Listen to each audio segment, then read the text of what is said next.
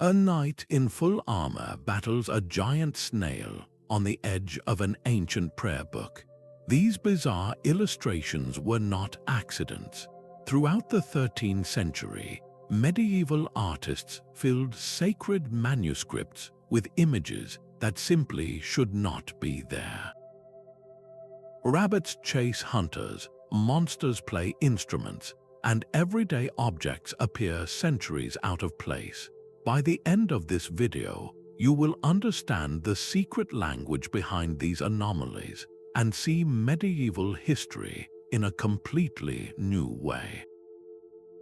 Why would artists risk their reputations and even their safety to include such strange details? What hidden messages were they trying to send to future generations? The answers reveal a side of the Middle Ages that is far more creative, humorous, and rebellious than we ever imagined. What do you think drove these artists to break the rules so boldly? These books were not mass-produced. Every single letter, every flourish of color, was applied by hand in a process that could take months or even years. Imagine the sheer dedication required to create just one page, the quiet scratch of a quill on parchment for hour after hour, day after day.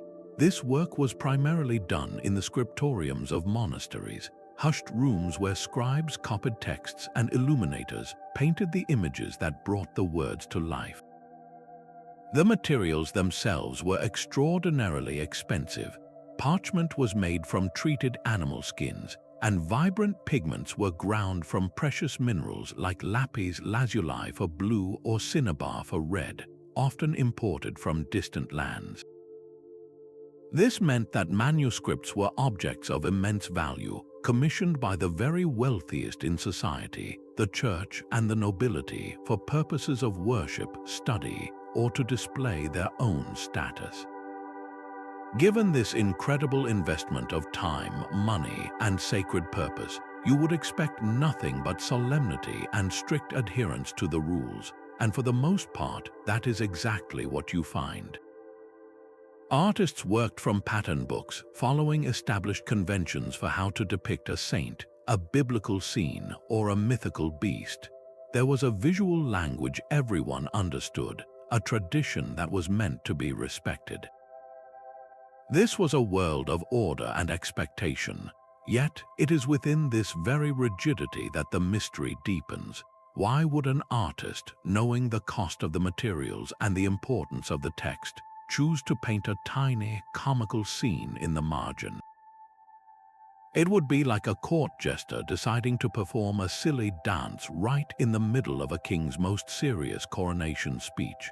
The contrast is so jarring, it simply must have been intentional. This tension between the weight of holy tradition and the spark of human creativity is where our story truly begins.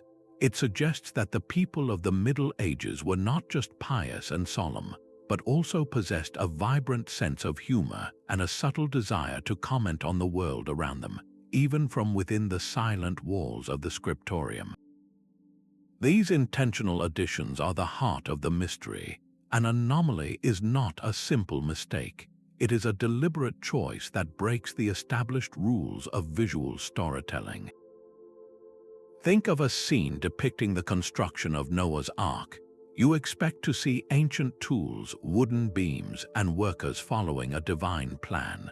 But what if one of those workers is using a tool that would not be invented for another 400 years? That is an anachronism, a thing existing outside its correct time period. Or consider the margins of a prayer book filled with intricate vines and flowers known as drolleries. Nestled among those leaves, you might find a creature that is half bird and half dog, a hybrid being that defies the natural order. Even more puzzling are the scenes that seem entirely irrelevant to the holy text, like a detailed illustration of a farmer plowing his field right next to a passage from the Psalms. These deviations were not the result of a careless hand. They were placed there with purpose. To understand that purpose, We must stop seeing them as random jokes or meaningless doodles and start seeing them as a complex language. This was a way for artists to communicate ideas that could not be stated outright, to embed layers of meaning that would be understood by some viewers and completely missed by others.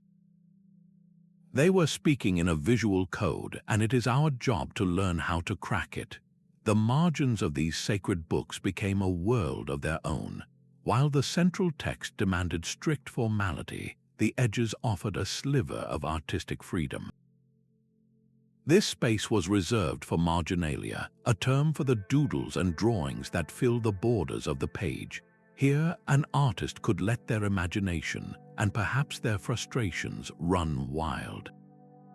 You might find a rabbit, the traditional symbol of the cowardly prey, now armed and chasing the hunter who tormented it, or a strange hybrid creature, part man and part vegetable, playing a lute. These are not random scribbles, they are carefully painted, often in the same expensive pigments used for the holy figures in the center of the page. For a long time, modern historians viewed these oddities as meaningless decoration, the medieval equivalent of a bored student doodling in their notebook. But that interpretation misses the mark completely. These images were placed there with clear intent. The margin was a psychological and creative safe zone. It was a place where an artist could comment on society, express deep-seated fears about chaos and the unknown, or simply inject a moment of levity into an otherwise intensely serious project. Think of it as the only place in a very rigid world where you could whisper a joke without getting into trouble.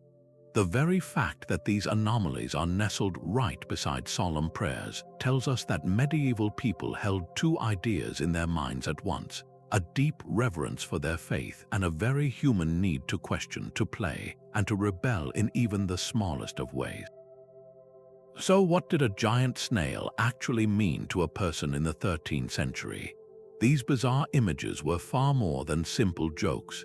They were a sophisticated code, a visual language packed with symbolic meaning that a contemporary viewer would have been trained to understand. A knight fighting a snail was not random. The snail, with its shell it could retreat into, was a common symbol for cowardice. The image becomes a pointed satire, mocking the knight's futile struggle against an enemy that represents his own fear. Conversely, because it could emerge from its shell seemingly reborn, the snail could also symbolize the resurrection of Christ, completely transforming the meaning of the battle. Similarly, a rabbit or conai was not just a cute animal. Its reputation for rapid reproduction made it a powerful symbol of lust and unchecked desire. When you see a rabbit chasing a hunter, it is a dramatic inversion of the natural order, a warning about the dangers of giving in to base instincts and how those sins can ultimately turn and conquer you. This symbolic system extended to hybrid creatures as well. A dog with the wings of a bird might symbolize the spread of gossip, while a monkey could represent foolishness or those who blindly imitate others without true understanding. These were not one-off ideas. They were part of a shared cultural vocabulary. Artists used this language to embed moral lessons, religious allegories, and even subtle political commentary directly into the sacred text. A nobleman commissioning a prayer book might see a flattering portrait of himself, but hidden in the margin, a scene of a fox preaching to geese could be the artist's silent critique of the nobleman's hypocrisy. This allowed for a form of safe commentary. The message was there, plain as day for those who could read the symbols, but it remained deniable, a simple doodle to anyone who might object. By learning to decode this lost language, we are not just solving an art historical puzzle. We are listening in on the conversations of the past, understanding the fears, the humor, and the values of a society that expressed its most complex ideas not just through words, but through the strange and wonderful world hiding in the margins. This humor was a sharp, sophisticated tool for social commentary. A common target was the hypocrisy within the church itself. You might find a fox, a symbol of cunning and deceit, dressed in the robes of a bishop and preaching to a flock of unsuspecting geese. To the untrained eye, it is just a funny animal picture, but for a medieval viewer, it was a clear and daring critique of corrupt clergy members who used their position to manipulate their congregations. Another popular scene showed monkeys officiating a mock mass, a direct parody of religious ceremonies that questioned the sincerity of those performing them. This was not a rejection of faith, but rather a deep frustration with the human failings of the people who were supposed to represent it. These images acted as a vital pressure valve in a strictly hierarchical society. Peasants and artists alike had very little power to openly criticize their lords or their priests, but they could paint a donkey playing a harp right next to a nobleman's portrait, a subtle jab at his lack of refinement or intelligence. They could depict a rabbit putting a knight on trial, turning the entire social order upside down for a moment of cathartic laughter. This visual satire allowed for a safe, deniable form of protest. If anyone accused the artist of disrespect, they could always claim it was just a harmless doodle, a bit of foolishness with no deeper meaning, but everyone involved knew the truth. This hidden layer of wit reveals a society that was far from monolithic and somber. It was alive with critical thought and a healthy distrust of authority. The next time you see a strange creature in a medieval manuscript, ask yourself not what it is, but who it might be making fun of. This playful irreverence makes the people of the Middle Ages feel suddenly much more familiar, their laughter echoing quietly across the centuries. This visual satire was not created in a vacuum. It was fueled by a deep well of popular stories and myths that everyone, from the peasant to the prince, would have known. The strange beasts that crawl through the margins, the dragons, the griffins, the talking foxes, these were not inventions of a lone artist. They were characters borrowed directly from a rich oral tradition, from the folktales and legends told around firesides and in market squares across medieval Europe. These stories existed alongside and often intertwined with the official teachings of the church. An artist painting a fearsome dragon at the bottom of a psalm was doing more than just decorating the page. They were tapping into a shared cultural language, a set of stories that held immense power and meaning for the viewer. This creature was not just a monster from a myth, it was a symbol of chaos, evil, or the devil himself, a concept that would have been instantly recognizable. By weaving these familiar elements into a sacred text, the illuminator created a powerful bridge. They connected the lofty, sometimes distant, world of Scripture to the everyday life and imagination of the people who would hold the book. A prayer could suddenly feature a hero from a local legend battling a beast, making the spiritual struggle described in the words feel immediate and real. This practice enriched the manuscript, layering the official religious narrative with the familiar threads of communal story. It made the book more relatable, more engaging, and far more powerful. The next time you see an impossible creature in an ancient text, remember, you might be looking at a medieval bestseller, a piece of popular culture that has been frozen in time, waiting for us to remember the stories. These artists were not just rebels, they were pioneers. The 13th century was a time of extraordinary change in the visual arts, a laboratory of new ideas where the very purpose of imagery was being redefined. Illuminators began to experiment with techniques that would not become commonplace for generations. They played with depth and perspective, creating the illusion of three-dimensional space on a flat page. They studied the natural world with a fresh eye, introducing remarkably realistic flowers, insects, and animals into their work, a stark contrast to the more symbolic creatures of the past. This spirit of innovation is crucial to understanding the anomalies. That knight fighting a snail is not just a symbol, it is also a breathtakingly original composition, a dynamic scene full of movement and drama that an artist created simply because they could. They were testing the boundaries of their craft, asking what was possible within the rigid framework they were given. A meticulously painted fly might appear to be sitting on the parchment, a playful trick of the eye meant to startle and delight the reader. A scene of daily life, like a baker pulling bread from an oven, might be rendered with such careful observation that it feels like a window into another time. These details were not required by the text, they were expressions of an artist's personal style and their drive to capture the world around them in all its complexity. This creative daring transforms our view of the medieval artist. They were not anonymous copyists mechanically reproducing old patterns.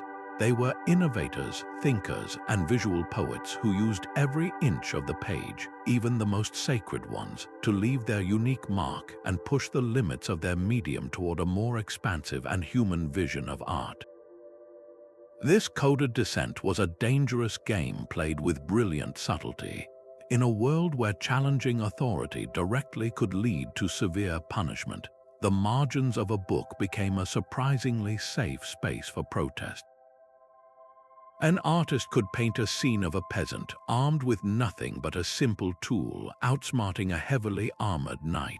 To the nobleman who owned the book, it might just look like a funny bit of nonsense. But to the peasant and the artist, it was a moment of fantasy, a vision of a world turned right side up where cleverness triumphed over brute force. These inverted power structures were a powerful recurring theme. Animals, often seen as lowly or foolish, were shown wearing crowns and holding court, passing judgment on humans.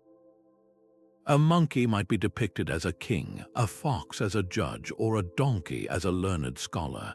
These were not random choices. Each animal carried a specific symbolic meaning that sharpened the critique. The donkey, a symbol of stupidity, acting as a wise man, was a clear comment on the perceived ignorance of the ruling class. This visual language allowed for a complex conversation about justice, fairness, and the nature of authority itself.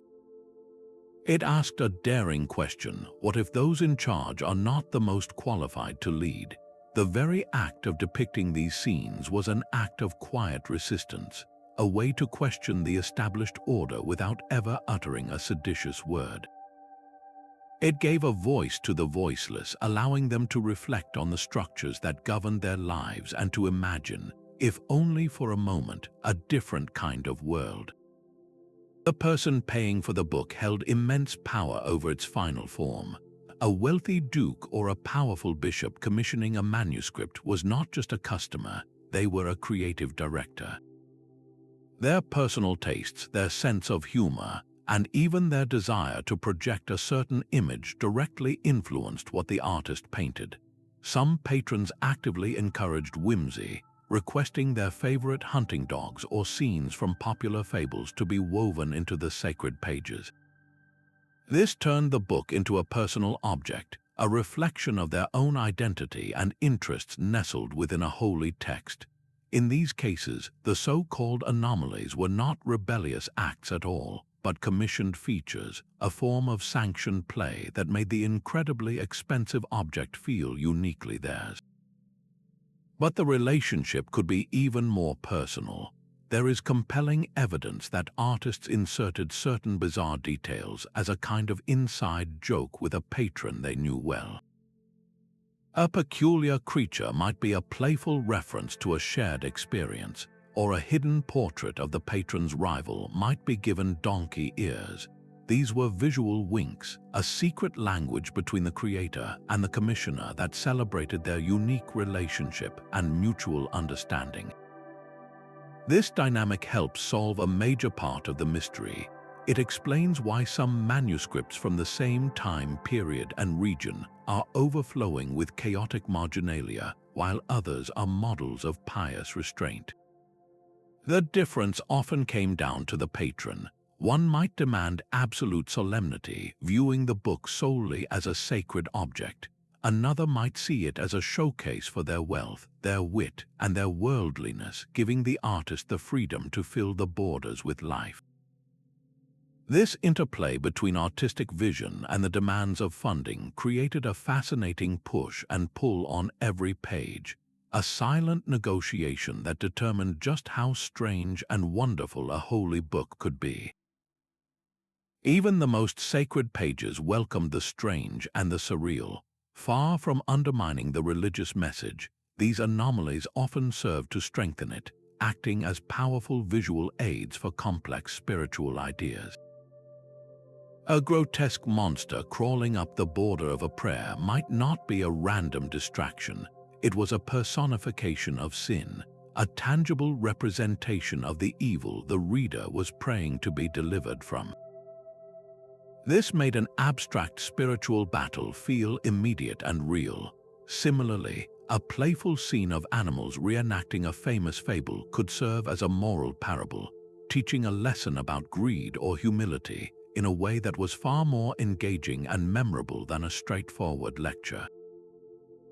This practice reveals a medieval Christianity that was deeply imaginative and surprisingly inclusive in its methods. The Church understood that faith was nourished not only by solemnity, but also by curiosity, emotion, and even humor. A funny image could make a pious text more approachable, breaking down the barrier between the lofty divine and the everyday human experience. It invited the reader to linger on the page, to explore its details, and to connect with its teachings on a deeper, more personal level. This devotional use of the bizarre challenges our modern separation of the sacred from the playful. For medieval people, a laugh could be a form of prayer, and a monster in the margin could be a reminder of God's grace. The art was not just for show, it was a functional tool for contemplation, designed to guide the soul toward reflection and ultimately toward a stronger, more resilient faith.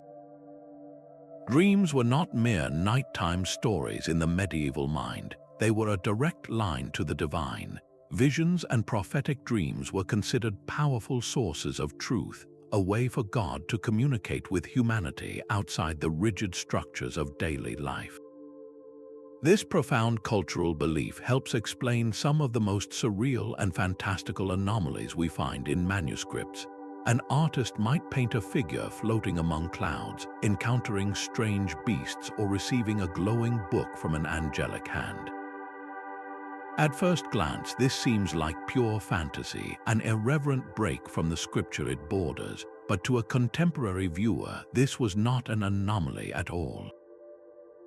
It was a depiction of a spiritual journey, a recognized and respected form of divine contact. These dreamlike scenes were a way to visualize the invisible inner world of faith, the struggles and triumphs of the soul that could not be captured by a simple literal illustration. They gave form to the feeling of prayer, the terror of temptation, and the bliss of revelation. By weaving these ethereal images into the margins, the illuminator was doing more than decorating a page. They were building a bridge between the waking world of ritual and the mysterious, visionary world of the spirit. They invited the reader to not just read the words, but to enter into a contemplative, dreamlike state themselves, to look past the physical book and ponder the higher truths it pointed toward. This blurring of reality and imagination was not a sign of confusion, but a sophisticated artistic strategy to engage the deepest parts of a person's belief. The flow of ideas across continents quietly reshaped the art of the Scriptorium. As merchants and pilgrims traveled the Silk Roads and sailed the Mediterranean, they brought back more than just spices and silk. They carried entire worlds of artistic inspiration in their minds. An artist who had never left France might find himself painting a lion based on a description from a traveler who had seen one in the court of a sultan. He might incorporate intricate geometric patterns, a hallmark of Islamic art that rejected the depiction of figures in favor of complex mathematical beauty, into the borders of a Christian prayer book. These patterns, so different from the flowing vines and flowers of European tradition, would have seemed incredibly exotic and modern. Suddenly, the margins could feature a giraffe, an elephant, or a parrot, creatures that were wonders in themselves, symbols of a world far beyond the familiar forests of Europe. This was not simple copying. It was a creative fusion, a blending of visual languages that gave artists a thrilling new set of tools with which to work. A dragon from a local legend might now be painted with the sinuous grace of a Chinese lung, its body coiling through clouds that echoed Asian ink paintings. These cross-cultural touches were the height of sophistication, a way for a patron to show they were worldly and connected to global networks of knowledge and trade. The very presence of these motifs challenges the old idea of an isolated, insular medieval Europe. It reveals a continent that was curious, interconnected, and eagerly absorbing influences from the brilliant civilizations that surrounded it. The next time you see a strange pattern or an unfamiliar creature in a medieval manuscript, you might be looking at the artistic echo of a trade route that stretched for thousands of miles. A grotesque figure leers from the edge of the page, its body a twisted knot of limbs and animal parts. This unsettling image was not meant for simple decoration. It was a carefully crafted psychological tool, designed to evoke a very specific and powerful response from the viewer. In a world filled with very real dangers, from plague to famine to warfare, art provided a safe container for exploring deep-seated fears. By giving a tangible form to the unknown, to inner demons, and to societal anxieties, these monstrous anomalies allowed people to confront what terrified them most from a position of safety. A hybrid creature, neither fully human nor fully beast, became a powerful symbol for the other, for anyone or anything that existed outside the familiar norms of the community. It could represent a foreign invader, a heretic, or even the chaotic, untamed parts of one's own nature. Staring into the face of this illustrated monster was a way to stare into the abyss without being consumed by it. This process offered a form of catharsis, a release of pent-up fear and anxiety through the act of engagement. It allowed a medieval person to ask profound existential questions within the controlled environment of a book.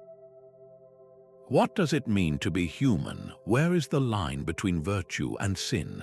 How do we confront the chaos that threatens our ordered world? The grotesque provided the vocabulary for this internal dialogue. These bizarre illustrations were more than just strange pictures. They were a form of medieval therapy, a mirror held up to the collective subconscious, reflecting its darkest corners so they could be understood and ultimately mastered. A misplaced brushstroke could ruin months of meticulous labor. The physical act of creating a manuscript was fraught with potential for disaster, and some anomalies were born not from symbolism but from pure necessity. Parchment was an imperfect medium made from animal skin, and it could contain natural flaws like scars, uneven textures, or thin spots that bled ink. A spilled drop of expensive pigment was a minor catastrophe. Rather than scrap the entire costly sheet, an artist had to become a problem solver. A random blotch of ink could be cleverly transformed into a beetle, a small bird, or a fanciful leaf, seamlessly integrated into the border decoration. This was not a lack of skill, but a demonstration of supreme artistic adaptability, turning a potential mistake into a deliberate and charming feature. The limited availability of certain colors also forced innovation.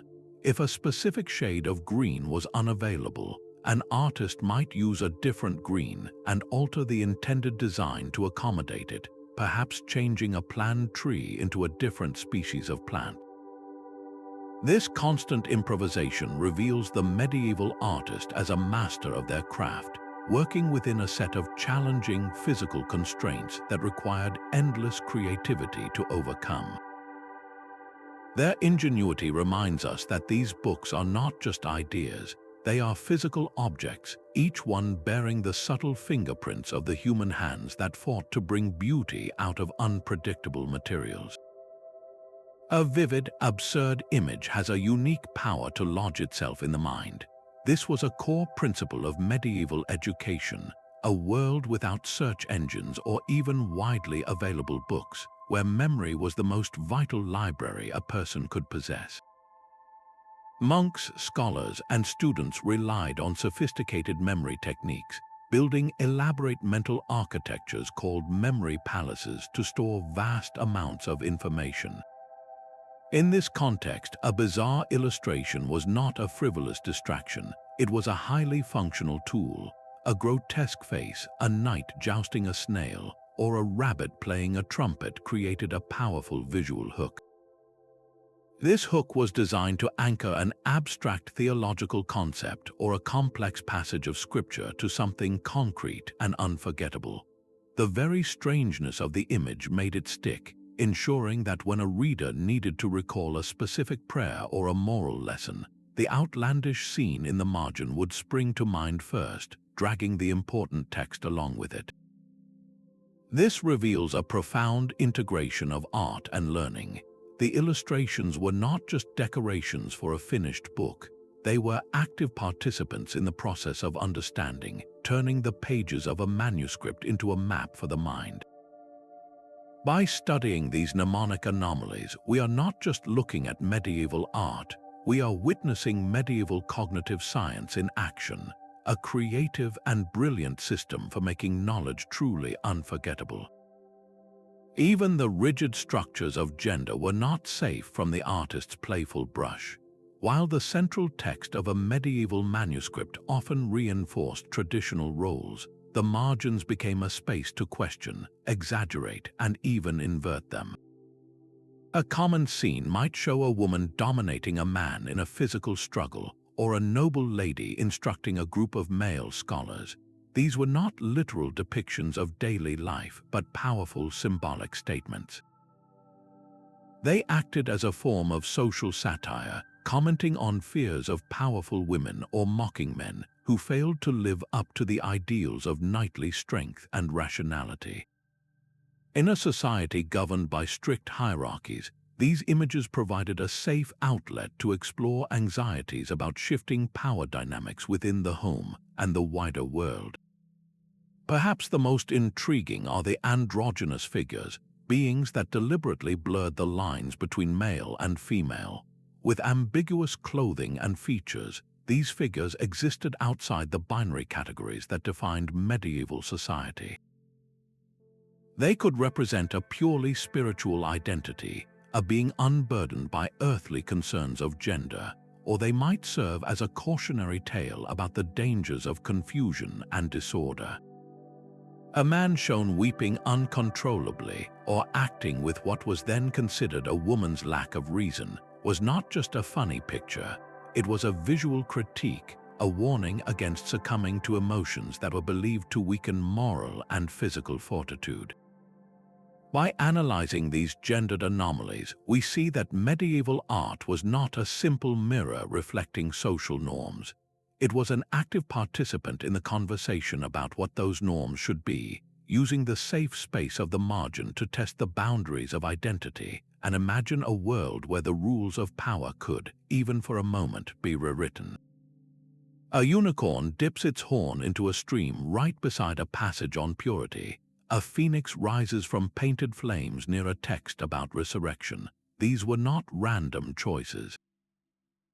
The artists were pulling from a wildly popular medieval sourcebook known as the Bestiary. These were not dry catalogues of wildlife. They were rich encyclopedias of morality, blending observed facts about real animals with elaborate myths and powerful religious symbolism. Every creature, from the humble ant to the legendary griffin, came with a ready-made story and a moral lesson attached. The Bestiary taught that a pelican, believed to revive its dead chicks with its own blood, was a living symbol of Christ's sacrifice. An elephant represented Adam and Eve, needing each other to stand and procreate. This gave artists a shared cultural vocabulary of symbols that any educated viewer would instantly understand. So when an illuminator placed a basilisk, the king of serpents whose gaze could kill, in the margin of a legal text, they were not just decorating the page. They were embedding a commentary on the deadly power of a tyrant's judgment. The widespread use of these bestiary creatures reveals a medieval worldview where the natural and the supernatural were seamlessly intertwined. The entire world was a text written by God, and every animal was a word in that text, a symbol to be decoded for its deeper spiritual meaning. This fusion of nature and myth allowed artists to explore the deepest questions of human nature, morality, and the divine order, all through the allegorical power of a painted beast. A single page of parchment represented a significant financial investment. This was not just paper, it was the carefully prepared skin of a sheep or a calf, a valuable commodity in an agrarian society. The brilliant colors that brought these pages to life were even more precious. Ultramarine blue, for instance, was ground from lapis lazuli, a gemstone that had to be imported from distant Afghanistan, making it more expensive by weight than gold. An artist's palette was in essence a treasure chest. This staggering cost directly influenced the art itself, leading to some of the most fascinating anomalies we find. When a patron's budget was limited or a shipment of a key pigment failed to arrive, the artist had to improvise. A planned robe of rich violet might become a simpler red, or a lush green landscape might be executed in a more readily available, though less vibrant, earth tone. These were not errors in judgment, but masterful adaptations to economic reality. The artist's skill was measured not just by their ability to depict a scene, but by their ingenuity in working within these strict material constraints. They became alchemists, transforming limitations into opportunities for creative problem-solving. This economic pressure could even lead to entirely new artistic effects, as the search for affordable alternatives pushed the boundaries of their craft.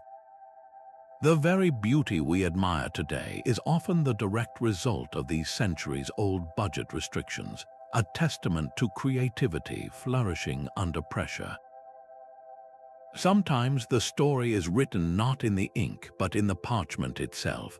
Manuscripts were sometimes recycled, their original text scraped or washed away to make room for new works, a process that created what is known as a palimpsest. But the past is stubborn. Faint ghosts of the original writing or illustrations could linger beneath the surface, and a meticulous artist might find themselves painting over these faint lines.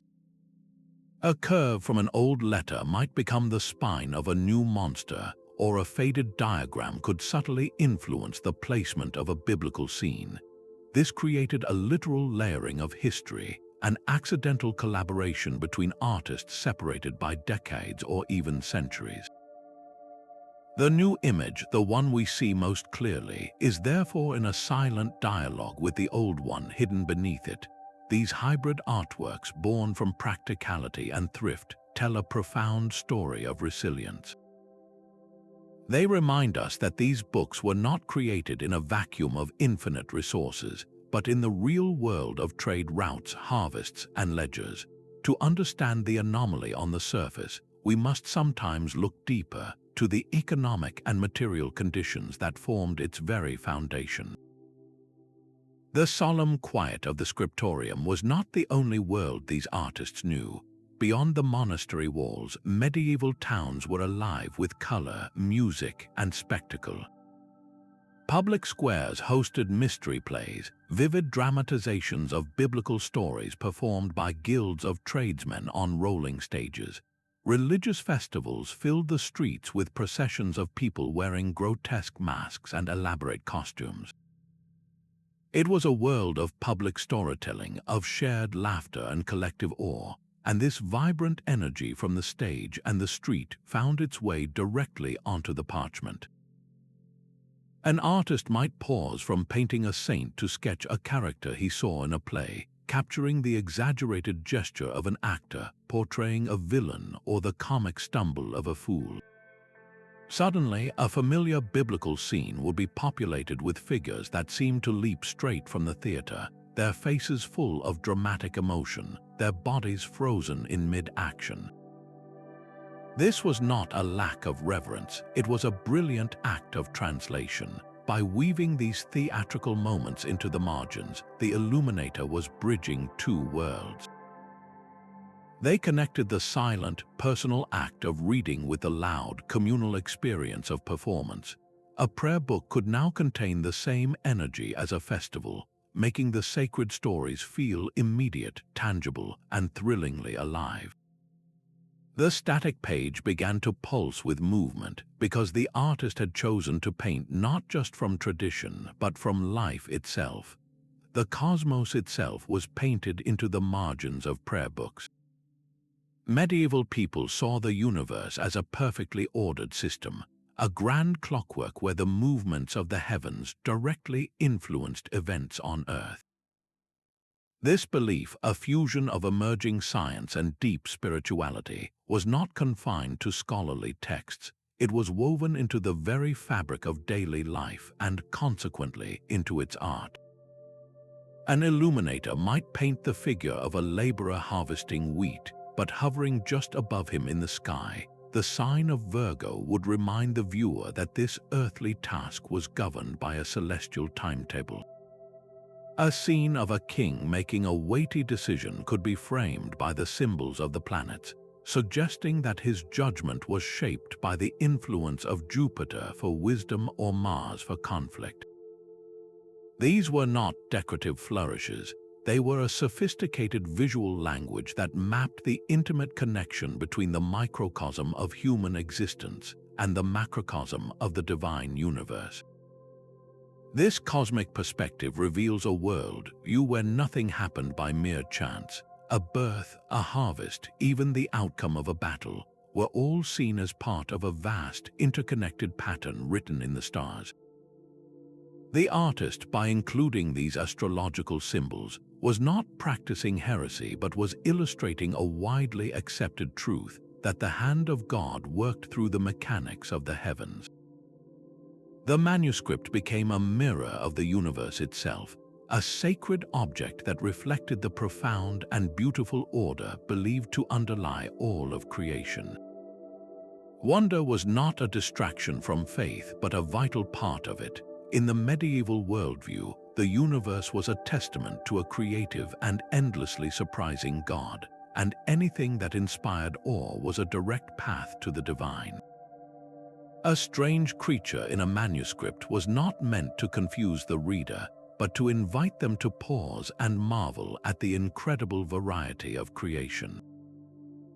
This was an aesthetic of astonishment, a deliberate strategy to create moments of delightful surprise that would shake a person out of their routine way of seeing the world.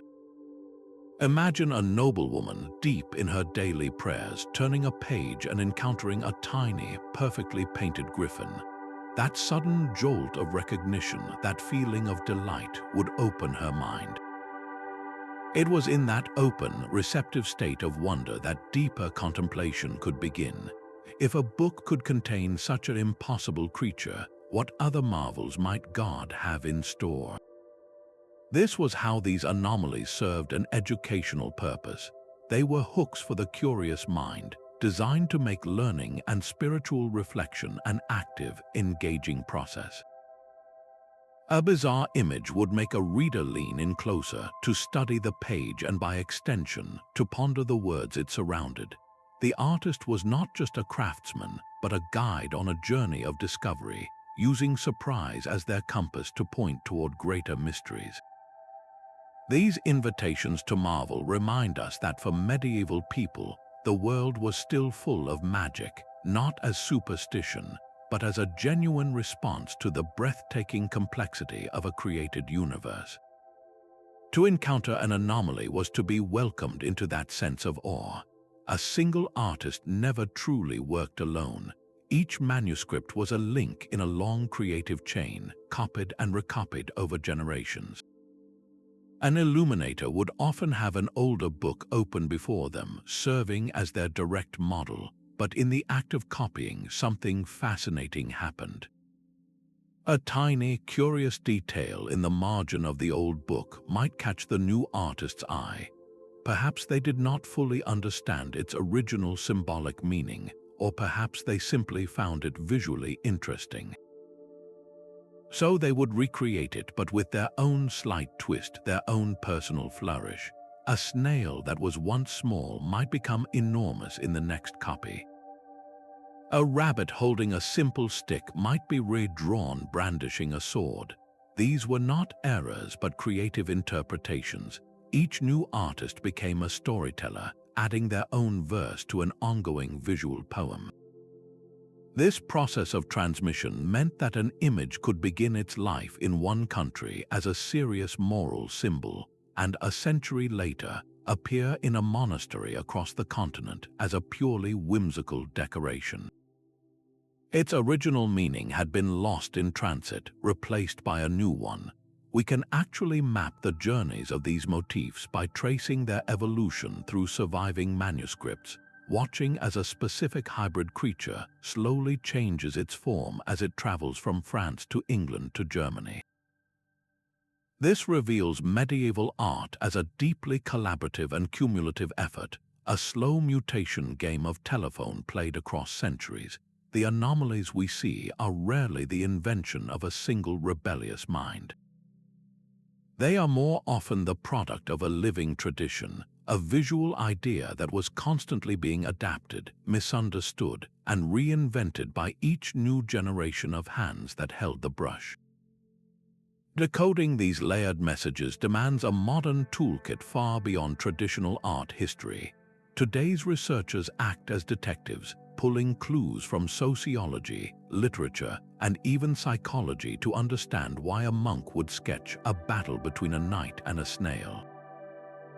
They cross-reference a bizarre marginal scene with popular fables of the time, with church sermons warning against specific sins, or with records of local political scandals that might have been too dangerous to name outright.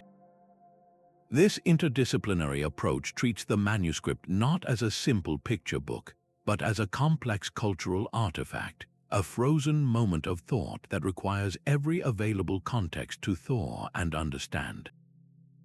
The most startling breakthroughs, however, come from technology.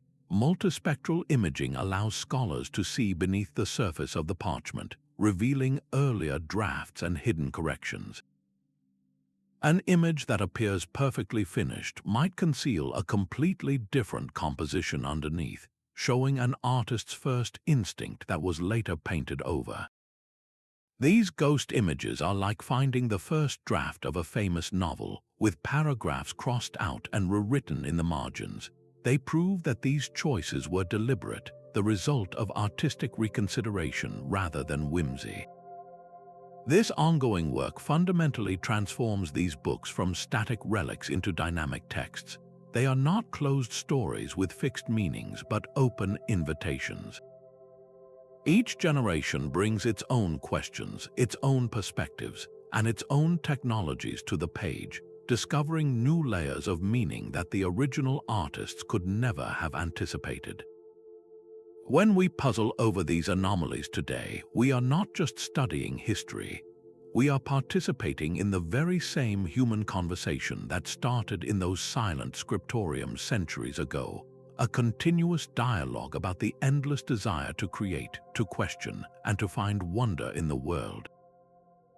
That same rebellious spirit feels startlingly familiar to a modern audience.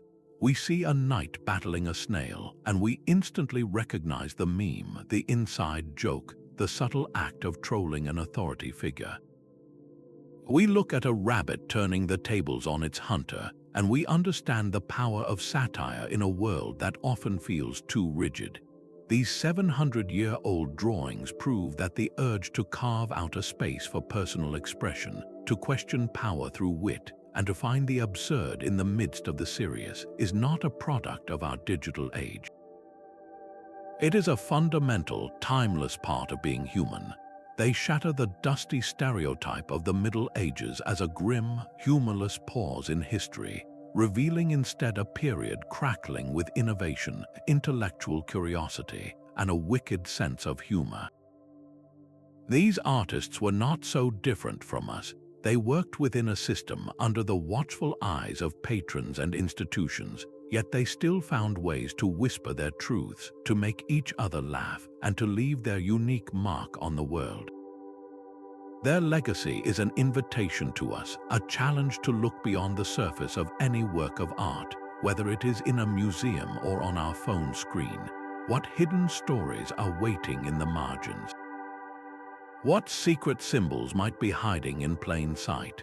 These manuscripts teach us that creativity does not just exist in wide open spaces of total freedom.